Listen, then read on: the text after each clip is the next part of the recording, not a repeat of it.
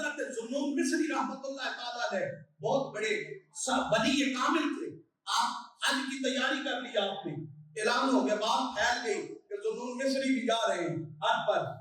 لوگوں نے تیاری شروع کر دی کہ چلو ذوالنون کے ساتھ ہم بھی جا کر حج کریں گے. سب تیار ہونے لگے.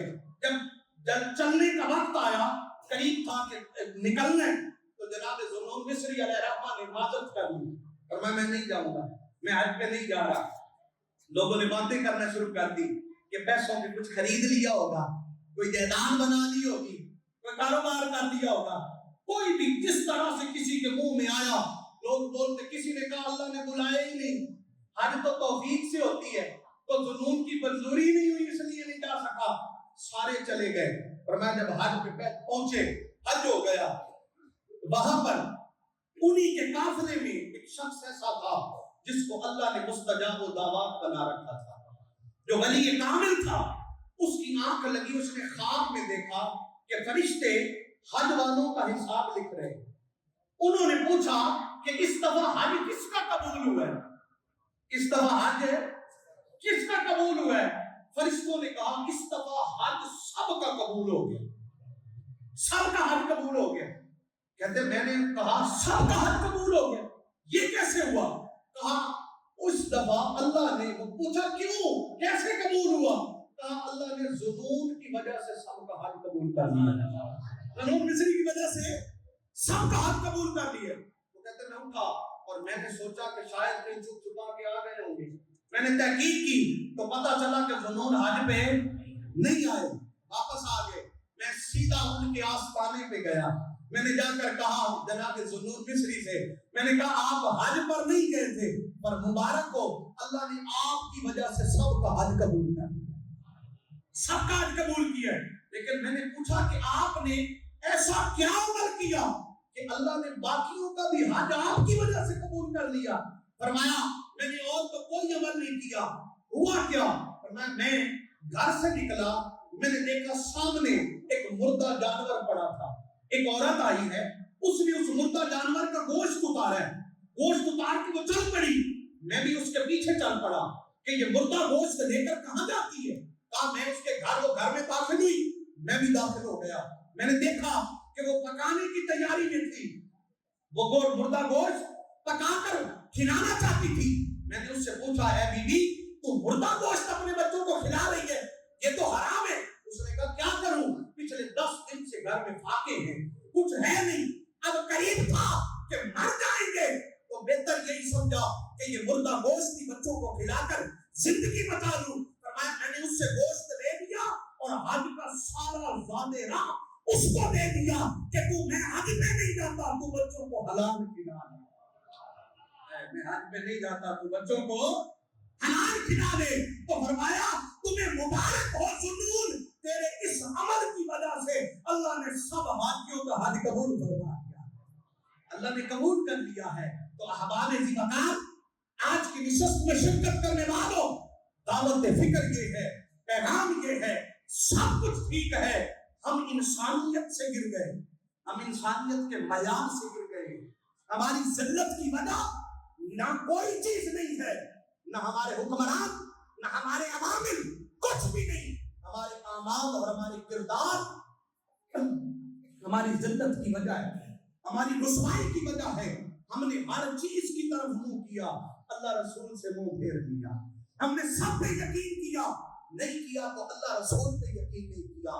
ہم نے لوگوں سے مانگا، نہیں مانگا تو خدا سے نہیں مانگا. اقبال نے کہا تھا کہ وہ جسے وہ اے بندے وہ ایک سجدہ کہ جسے تو گراں سمجھتا ہے، ایک سجدہ کہ جسے تو گراں سمجھتا ہے، 1000 سجدوں سے دیتا ہے آدمی کو نجات. وہ بندے کو نجات دے دیتا ہے جب تو بندہ خالق کا ہو جائے، جب بندہ اللہ کا ہو جاتا ہے. اللہ فرماتا ہے جب کوئی میرا ہو جائے میں اس کا ہو جاتا ہوں، میں اس کے ہاتھ بن جاتا ہوں، میں اس کی زبان بن جاتا ہوں، میں اس کی آنکھیں بن جاتا ہوں، میں اس کے کان بن جاتا ہوں. پھر بولتا وہ ہے، دنیا سمجھتی ہے وہ بول رہا ہے، پر اس کی زبان پہ میں بولنے لگ جاتا ہوں، اس کے ہاتھوں میں میری طاقت آ جاتی ہے، اس کے عمل اور کردار میں میرا فیض آ جاتا ہے.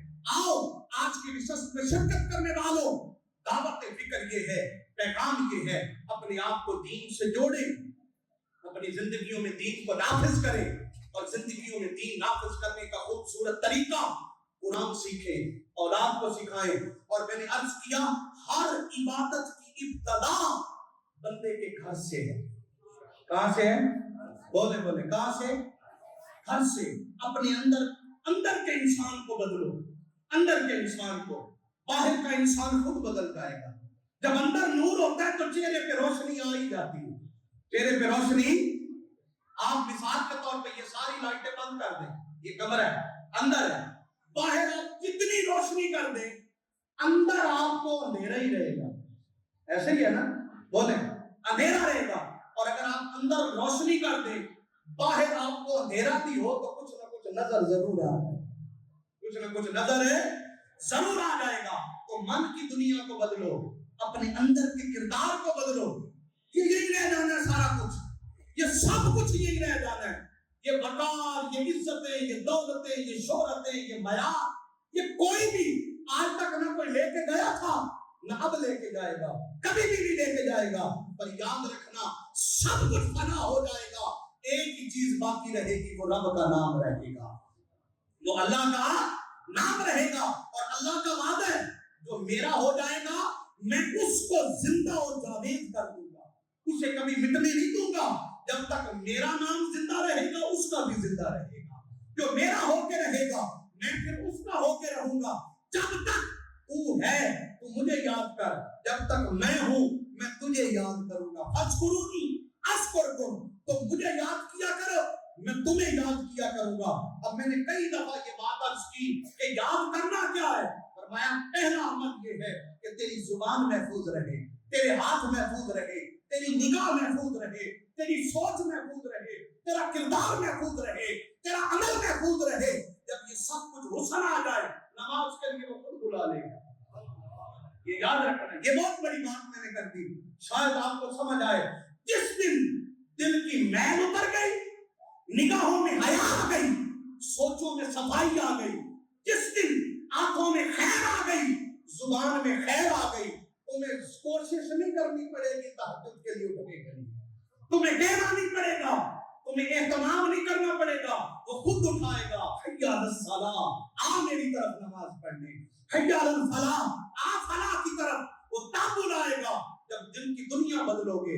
اے نوجوانوں، اے بزرگوں، اے ساتھیوں، اپنی زندگیوں میں تبدیلی لائیں، اپنے کردار میں تبدیلی لائیں، اپنے عمل میں تبدیلی لائیں. اور اس کے لیے بہترین عمل یہ ہے سچ بولیں، حق کہیں، حق سنیں، حق کا ساتھ دیں، بڑوں کا ادب، چھوٹوں پہ شفقت. کبھی اونچ نیچ زندگی میں ہو بھی جائے تو پہل یہ ہے کہ تم ہی مٹا دیا کرو، تم ہی مٹا دیا کرو.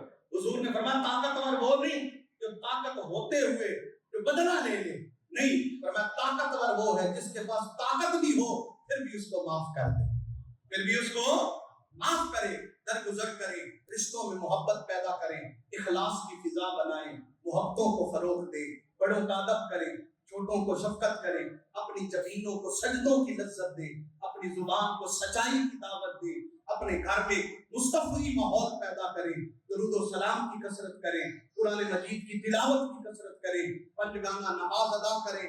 اللہ کریم راضی ہوگا، مصطفیٰ راضی ہوں گے، قبر ہنسی ہوگی، حشر ہنسی ہو جائے گا. اللہ پاک ہم سب کا حامی و ناصر ہو، دارین کی نعمتوں سے نوازے. ہر انگریزی مہینے کی پہلی اتوار کو یہ بزم سجدی ہے اور آپ خود بھی آیا کریں، اپنے دوستوں کو بھی لایا کریں، دعوت دیا کریں، ہر مہینے دعوت دیا کریں. اگر آپ کی دعوت پر کسی کے دل کی دنیا بدل گئی تو یوں سمجھنا کہ آپ نے اللہ سے جنت کو خرید لیا ہے. اللہ ہم سب کا حامی و ناصر ہو.